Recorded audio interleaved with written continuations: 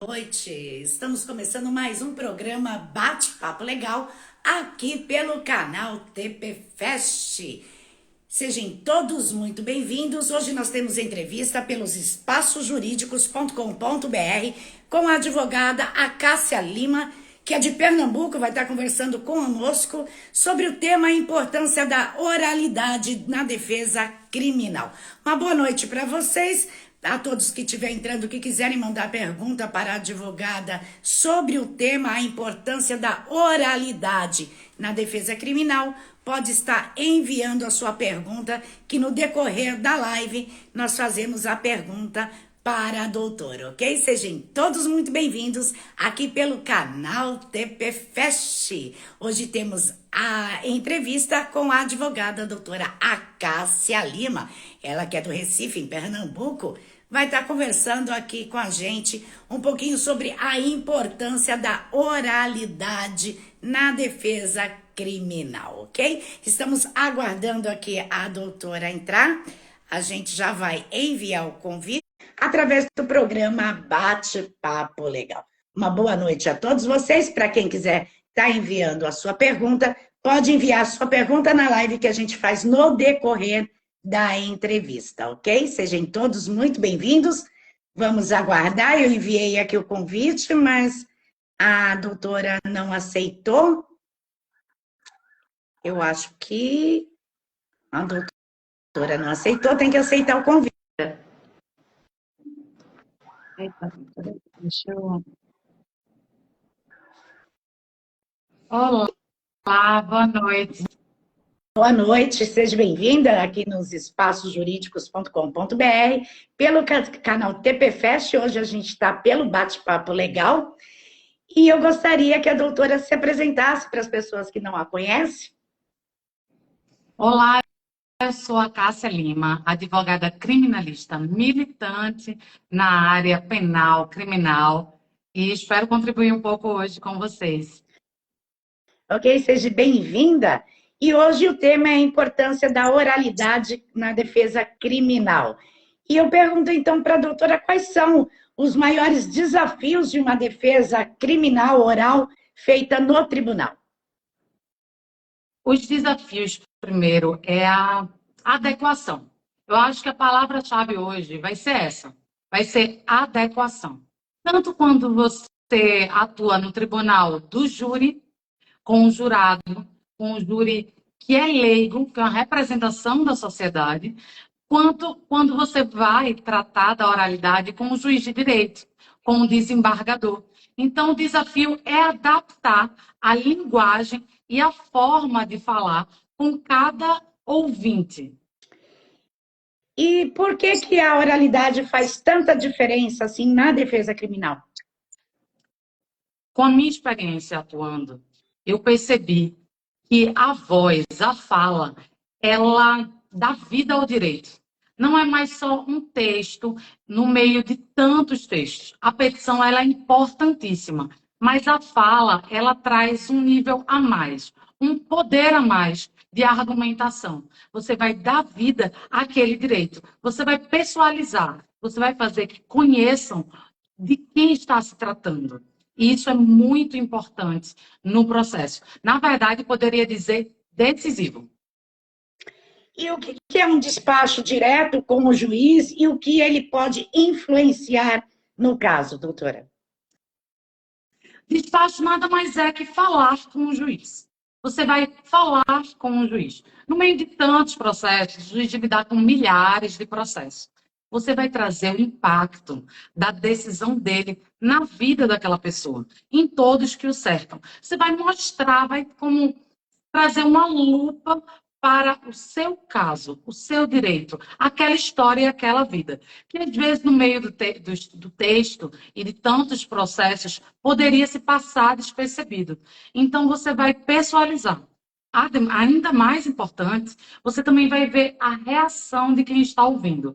E vendo aquela reação, você pode adaptar sua estratégia de defesa. Isso, sim, é uma sacada muito importante na defesa criminal. Ok, o pessoal que está com a gente na live pode enviar a sua pergunta que depois, no final da entrevista, eu vou fazer a sua pergunta para a doutora Cássia, ok? Podem ficar à vontade. E, doutora, você falou sobre o júri leigo. Na verdade, como usar a linguagem para conversar com esses júris leigos, vamos dizer assim? Primeiro, a gente tem que entender. Ali, o jurado, o tribunal do júri, ele é uma amostra da sociedade. Então, vai ter todas as idades, gênero, crença, vai estar bem diversificado. E também de nível de escolaridade. Ali não tem espaço para juridiquês. Você tem que trazer a sua tese para o cotidiano, para que uma pessoa comum possa compreender. Você tem que dar vida, trazendo exemplos do dia a dia. E um ponto que também é muito importante para trazer no tribunal do júri. Normalmente, as pessoas tendem a se imaginar no lugar da vítima. Mas se eu fosse vítima, se meu familiar fosse vítima, o papel da defesa é trazer, e se você estivesse aqui sendo julgado? Você não gostaria que fosse julgado com provas robustas e não com meros fofocas, indícios vazios? Então, com essa técnica, a gente vai trazendo a bancada do júri para o nosso lado. É importante também mudar um pouco o tom da voz. Se você está falando algo chocante, mostre que é chocante. Use a linguagem, a expressividade. Se você está tratando de algo triste, mostre sensibilidade na sua palavra. Isso é muito importante. Isso é técnica e pode elevar muito o seu nível de defesa do seu trabalho, de quem você está representando. E, doutora, quais são as técnicas de oratória que a doutora poderia dar assim, ou recomendar, vamos dizer assim, para os outros advogados? Primeiro, é muito importante treino. Ninguém nasce sabendo falar. Eu confesso que sempre fui muito faladora, mas tem que adaptar, tem que lapidar. Então, primeiro, treine. Treine com colegas, com família. Treine, falar. Quando você fala do seu caso e você tem um contrapartido, você vai treinando e adaptando como falar. E também, além de treinar, se prepara para surpresas, porque a oralidade é isso. É um pouco de improviso, de flexibilidade. Tem muito preparo. Quanto mais preparado você está, quanto mais treinado, mais você vai conseguir adaptar às surpresas que vão surgindo. Então, primeiro ponto, treino. Segundo, nada de robotização. Direito é uma ciência humana. É feito de pessoas para pessoas. Exige técnica. É claro, isso não resta dúvida. Mas lembre, você está falando com outro ser humano. Então, nada de algo muito robotizado.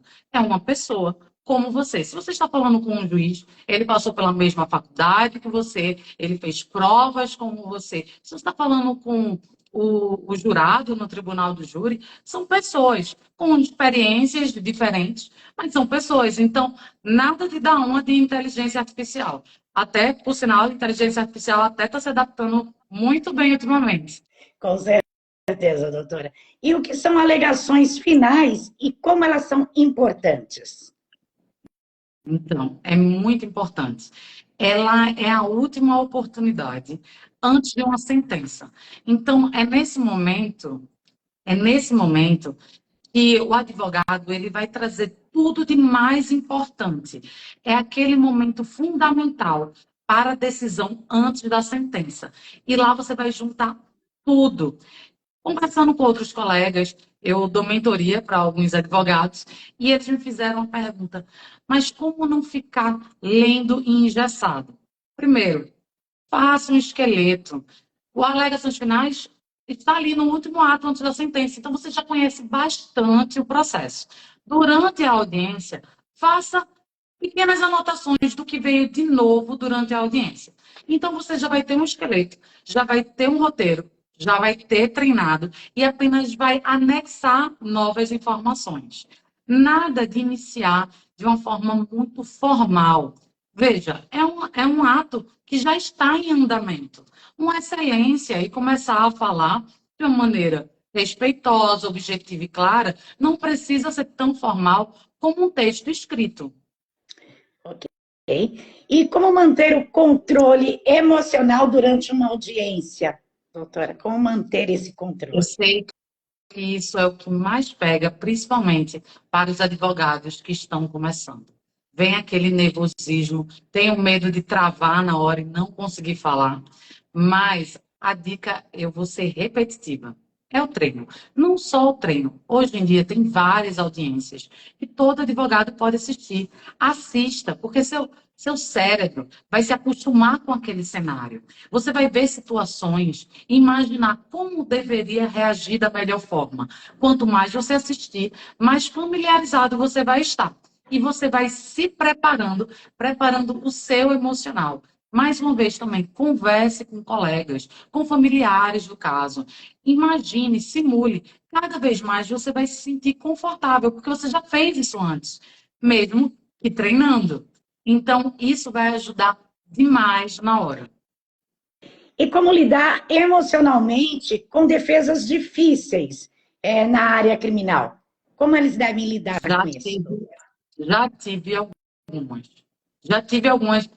Existem aqueles casos que tocam um pouco mais você, que você se sente, vem um sentimento de justiça maior. Você se identifica com aquela situação por algum motivo, aquilo lhe desperta mais que outros casos. Mais uma vez, quanto mais você falar, mais vai ser naturalizado aquilo para você. Converse com outras pessoas. Porque quando você conversa da primeira vez, às vezes você não sabe nem o que você vai sentir naquela situação. E quanto mais você conversa, mais você fala do assunto, mais confortável fica aquele tema para você, aquela situação. Outro ponto, quando você está fazendo o máximo de você, quando você está estudando, quando você está comprometido, você também tem um sentimento de o meu papel está excepcional. Ninguém iria fazer mais, porque eu estou tão comprometido, e isso também vai lhe dando uma tranquilidade a mais, por você estar tão preparado e tão comprometido. E a doutora teria alguma dica para dar para os advogados que estão começando no Tribunal do Júri? Diria, assista muito o Tribunal do Júri. Anote. Eu sei que o aluno, o advogado jovem, ele vai lá, às vezes, apenas reparar o direito. Eu digo, vá para perceber a técnica de oratória. Vá para reparar a técnica da promotoria. Veja como eles provocam a defesa. Imagine e trace estratégia para aquelas situações. É um estímulo mental mesmo, um estudo. Como aquele advogado aumentou a voz naquele momento? O jurado estava quase dormindo e ele tomou atenção e trouxe os olhares para ele. Quando ele diminuiu o tom, quando ele trouxe sensibilidade, que ele traz ali. Então, observe a técnica, não só o direito. A gente estuda muito direito, a gente sabe o direito, a regra, a técnica, as teses de defesa, a gente já se debruça muito sobre isso. Vamos fazer outro dever de casa. Vamos ver como estão colocando esse direito para o júri. Eu acho que isso é uma boa técnica. É verdade, uma boa dica. E, doutora, com essas mudanças da tecnologia, como fica a oralidade nesses casos? Então, desde a pandemia se fortaleceu muito as audiências virtuais. Confesso que o meu posicionamento não é muito a favor, porque eu acredito que a área criminal ela traz peculiaridades, uma sensibilidade. Em um momento, você pode virar o jogo. No presencial, você percebe nuances que no virtual você não percebe. Mas, enfim, existirão alguns atos que serão realizados por videochamada. O que eu diria de bom nisso é que os advogados hoje da sua casa podem assistir inúmeras defesas orais das suas casas. Então, estudar essas técnicas, mais uma vez, no conforto da sua casa, vendo as defesas de outros advogados. Isso também é bom. E nada de cometer o vexame que cometeu um advogado recentemente que viralizou. Quando o juiz mandar mostrar a sala em 360 graus, mostra a sala em 360 graus. Nada de mentir numa videochamada, achando que o juiz não vai ver porque você está com o celular na sua frente. Além de antiético, muito feio, ainda é uma falta disciplinar. Então, Nada disso. Fazer com o mesmo compromisso de uma audiência presencial. Ok, doutora, então fica a dica aí da doutora Cássia Lima. Eu vou para as perguntas dos internautas. Então, eu vou começar. Teve uma pergunta aqui em cima, deixa eu ver, que é da Ana. A Ana pergunta, deixa eu ver aqui, acho que a doutora já até respondeu. Como é bom ouvir gente que entende do assunto. Deixa eu ver aqui a pergunta. A gente tem uma pergunta aqui que eu vi na live. É da Michele. Ela manda, boa noite, doutora, tudo bem? Existe uma dificuldade. Qual seria uma dica para enfrentar essa dificuldade no tribunal? Eu não entendi bem qual a dificuldade ela está se referindo. Não sei, não entendi bem se é uma dificuldade emocional ou se é uma dificuldade técnica. Se for técnica, primeiro ponto que eu gostaria de trazer aqui, o advogado ele não precisa de agendamento para despachar, certo? Ele não precisa. Lógico, utilize de cordialidade. Lembre-se que todos ali estão trabalhando e você chegue com cordialidade, com educação. Sabe outra dica importante que me veio à mente? Despache com o assessor. Conte também o seu caso, a especularidade do seu caso, ao assessor. O assessor trata diariamente com o juiz. Então, não desperdice esse contato com o assessor, não. Mostre o seu ponto de vista. Muitas vezes, ele que vai apresentar uma tese, uma ideia para o julgamento para o juiz. Então, também não deixa passar despercebido. Eu não entendi tão bem a pergunta, mas aí fui trazendo algumas dicas importantes. E a gente tem a pergunta da Mari também, Mari.jus, que está na live. Ela pergunta como deve ser a apresentação inicial de uma abertura dos debates orais em uma audiência de instrução de julgamento. Então, acredito que ela está falando das alegações finais. Como eu expliquei, já é uma audiência que está em andamento. Não precisa de uma exagerada formalidade para iniciar. Eu entendo, quando eu comecei, mas o meu medo maior não era nem falar sobre as teses, era como começar. Eu imaginava que tinha que ter um rito muito formal para o começo da fala. Nas alegações finais, não. Excelência, diante do apresentado, trago determinados pontos. Nada tão prolixo e formal. Lembre, é uma apresentação oral e já está em andamento. Então, nada de doutor, excelentíssimo, juiz de direito, de tal vara, não faria sentido. Então, é bem mais conciso e mais simples iniciar. E ela faz uma outra pergunta também na live. Ela pergunta como saber quando vale a pena despachar. Esse é um ponto importante. Você não vai despachar por despachar. Você tem que ver, naquele momento, é importante, é oportuno no processo para que eu tenha essa conversa com o juiz? Veja, no direito penal pode ocorrer prescrição, por exemplo, pode demorar para sair uma sentença e prescrever, e não poder mais ter essa punição. Então, analise se é relevante trazer aquela lupa para o seu processo. Então, ser estratégico. Lembre também de saber exatamente o que você quer falar com o juiz antes de chegar. Da mesma forma que ele tem vários papéis, ele está bem sobrecarregado. Então, não chegue para pensar, eu vou falar o que... Já tem em mente o que você vai falar. Não precisa ser muito formal, não é uma sustentação oral quando você vai falar com o juiz. É uma conversa mais simples, mais reduzida e mais objetiva.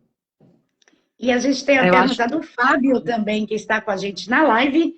Ele pergunta, técnicas para falar bem na audiência, sem realmente precisar ficar lendo as anotações a todo momento. Existe alguma técnica, doutora, nesse sentido?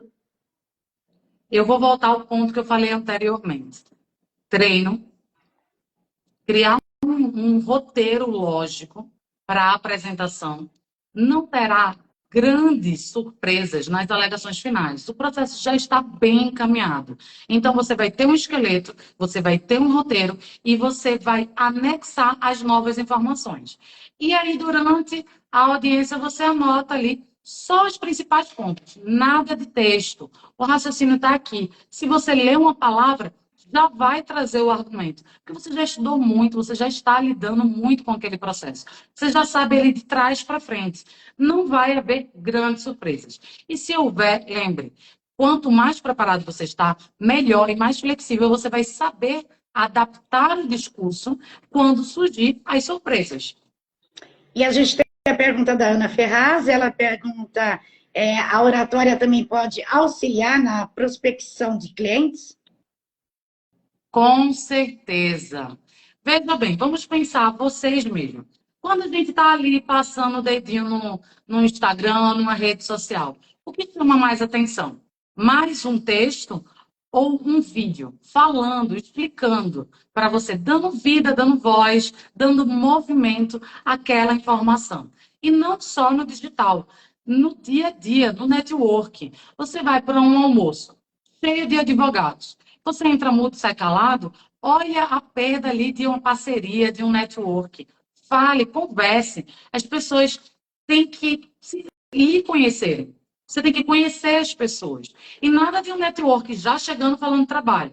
Ninguém gosta disso. Primeiro, a pessoa quer conhecer você, seus valores, seu propósito, seus projetos. E depois, naturalmente, vai surgir a oportunidade para falar de trabalho. E, doutora, a gente vai então para as perguntas das redes sociais, que foi enviada pelas redes sociais. Eu vou para a pergunta do Rui, que é de São Paulo, ele é estudante de Direito, e ele enviou a seguinte pergunta: de que maneira o advogado deve se preparar para a oralidade em situações de alta expressão em casos de estupro, na defesa? É um tema muito sensível. Tem que ter cuidado com as palavras, porque as suas palavras podem ser interpretadas como uma revitimização da revitimização já diz a palavra, né? Da vítima.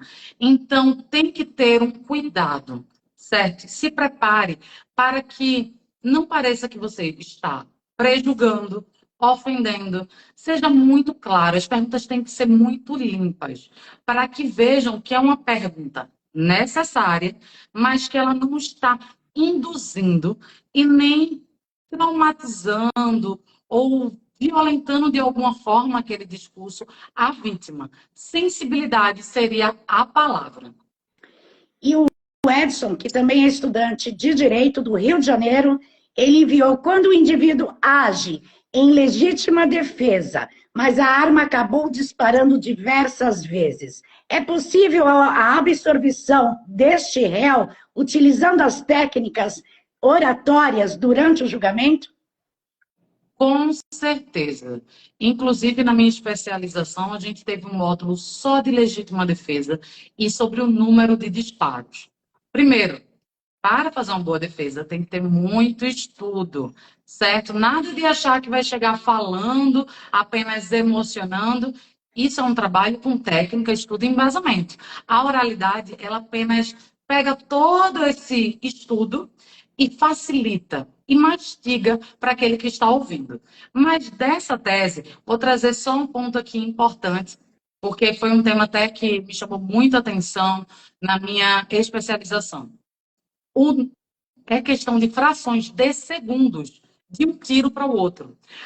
A pessoa leiga, ela não sabe disso. Ela imagina uma pessoa fria, que pegou e deu 1, 2, 3 disparos, que ela estava ali friamente apertando aquele gatilho. Mas os estudos, a jurisprudência e o estudo do tempo que leva de um disparo para o outro mostra informações totalmente diferentes. É questão de frações de segundo. Então, imagine, alguém está sob muita tensão, muita pressão psicológica. Vocês acham que ela vai ter o controle de apertar só uma vez? Vamos trazer essa reflexão. E com os números, com o estudo que você vai levar para o júri, com certeza é possível, sim, trazer uma absorção. Ok, doutora, eu tenho uma pergunta aqui da live, deixa eu vir aqui, é da Flávia. A Flávia pergunta: como deve ser a apresentação inicial de uma abertura dos debates orais em uma audiência de instrução de julgamento? Acho que essa pergunta a gente já respondeu ela anteriormente. Mas, como eu expliquei, nada de uma formalidade exagerada e prolixa. É para ser objetiva. Lógico, com os pronomes de tratamento corretos, mas simplicidade, objetividade e claridade. Nada de se prolongar muito, nada de muita robustez. Ok, doutora. E a gente tem a pergunta também enviada pelas redes sociais, é de São Paulo, estudante de Direito, Carlos Silva. Ele pergunta, doutora, minha pergunta vai voltada para as delegacias. Quando o delegado quer fazer uma reconstrução dos fatos, eu devo orientar o meu cliente a participar ou não? E até que ponto esta reconstrução pode ser favorável ao meu cliente? Qual o nome dele? É Carlos Silva. Carlos, não tenho uma resposta objetiva para lhe dar. Por quê? Cada caso vai conter muitas particularidades, certo? Pode ser desastroso essa simulação, né? Vamos dizer assim, mas pode ser positivo para demonstrar que era impossível acontecer como a acusação está trazendo. Então, essa vai ser necessário uma análise aprofundada do caso. Eu não posso aqui generalizar. Sempre vai ser negativo ou sempre vai ser positivo. Só através de uma boa análise que vai chegar nessa conclusão. Ok, doutora, obrigada. A gente tem uma pergunta aqui na caixinha, que é a da Juliana, ela é de Brasília, e perguntou como é defender um indivíduo que praticou crimes odiosos. Crimes hediondos. Veja, todos nós estamos propensos a angústias da vida. Se você se coloca num pedestal de que jamais poderia matar alguém, reflita. Se fosse para defender o seu filho, se fosse para defender a sua mãe, se fosse para defender quem você ama, não se coloque num pedestal de que nunca poderia estar ali, naquela posição daquele que você está representando. E também trago mais. Eu defendo a democracia. Sem o advogado, ele nem poderia ser condenado. Não um sistema democrático de direito. Ou seja, muitos inocentes poderiam ser condenados se não houvesse uma boa defesa, uma defesa técnica. Então, quando alguém é condenado tendo uma boa defesa técnica, ele tem muito mais chance de ser uma condenação mais próxima da justiça e reduzir os altos índices de erro no judiciário. Recentemente saiu na mídia, um homem ficou preso por 2 anos. Tem ideia do que é 2 anos num sistema brutal, que é o sistema dos presídios brasileiros? É brutal, é violento, é cruel. Imagina estar lá 2 anos sofrendo todo tipo de abuso que sofrem, certo? Sendo inocente. Já pensou nisso? Então, quando eu vou fazer uma defesa, eu penso, eu contribuo com o sistema democrático de direito, eu contribuo com a sociedade e eu levo isso como um propósito de vida, de fazer o melhor trabalho possível. Estamos falando de vidas e de todas as vidas que são impactadas por uma defesa mal feita ou bem feita. Então, eu trabalho com esse compromisso, com esse propósito e me sinto escolhida para exercer essa profissão. Tá aí a resposta da doutora para a sua pergunta. Eu acho que muitos, né, queria fazer essa pergunta que ela acabou fazendo para a doutora, porque muitos às vezes ficam com receio, né, dependendo dos crimes cometidos, falar como que pode aquela pessoa ter a defesa. Mas é importante a gente deixar claro que todo mundo merece e deve ter um sistema digno, né, e de direito aí de ter a defesa, seja independente do crime que cometeu, né, doutora? Exatamente. E a gente está chegando ao fim da entrevista. Eu gostaria que a doutora deixasse os seus contatos para quem quiser tirar dúvidas, esclarecimentos, acompanhar os seus trabalhos pelas redes sociais, como pode estar fazendo. Primeiro, que eu vou gostar muito, me escrevam, eu gosto de responder. Me engrandece muito falar com outros profissionais, com colegas, com estudantes, porque quanto mais a gente compartilha, mais a gente recebe. E eu acredito muito nisso. Eu também acredito na advocacia colaborativa. Isso é um dos valores que eu carrego na minha profissão. Então, podem escrever. Meu Instagram é acacialima.jus. Acredito que vai ficar marcado em algum lugar. E pode me seguir, pode escrever. E vai ser... Tentarei ajudar o máximo. E, doutora, faltou algo que a doutora gostaria de estar acrescentando, que porventura a gente tenha deixado de falar durante a entrevista, que a doutora queira acrescentar? Eu queria apenas trazer você, como advogado, militante, não se limite apenas ao texto. Pense que a oralidade é um a mais, é um diferencial. Eleva o seu trabalho para outro nível. Na minha experiência, eu consegui muitos bons resultados, despachando com o delegado, com o juiz, com o assessor. Falar, somos pessoas, e pessoas têm que se comunicar com pessoas. Então, não despreze esses atos. Veja, muitas vezes não é necessário formalmente despachar com o juiz, mas você traz um diferencial para o seu trabalho. E isso pode resultar diretamente no resultado de quem você está representando. E se você está representando, você deve fazer o seu melhor. Seja o melhor sempre. Trabalhe com excelência no que você faz. Porque tudo que a gente faz bem feito volta para a gente. A doutora da mentoria também, a doutora citou no início da entrevista? Estou sim, atualmente eu estou com um grupo de mentoradas, um grupo pequeno, até para dar uma boa atenção, faço grupos pequenos. Quem tiver interesse da mentoria também pode escrever, e aí futuramente a gente pode abrir um novo grupo. E o contato também é pelo Instagram. Pelo Instagram você consegue falar comigo no WhatsApp, porque tem um link do meu site e tem o meu WhatsApp também. Então você, além de falar pelo direct, pode escrever diretamente pelo WhatsApp. Ok, doutora. Essa é a doutora Acácia Lima, que está dando aí as sugestões e esclarecimentos para vocês. Se vocês quiserem fazer a mentoria, entre em contato com a doutora Acácia Lima. E o pessoal está mandando parabéns pela live. A gente tem a Mari mandando parabéns, doutora. Nós temos também a Flávia mandando maravilhosa. A Catherine, obrigada pela live, muito boa. A Michele também mandando os parabéns. Temos mais gente aqui que foi passando, a doutora foi subindo, mandando aqui, obrigada pela live. Carlos Maurício também, o pessoal que entrou. O Michael Antunes também mandou parabéns pela live, muito boa. Então, eu gostaria de agradecer realmente a sua disponibilidade para estar aqui nos espaçosjurídicos.com.br, hoje esclarecendo as dúvidas do pessoal da live, dos internautas. E o pessoal aí que quer as dicas da doutora, acompanha ela pelo Instagram e também acompanha através dos espaços jurídicos, porque ela também faz parte dos espaços jurídicos.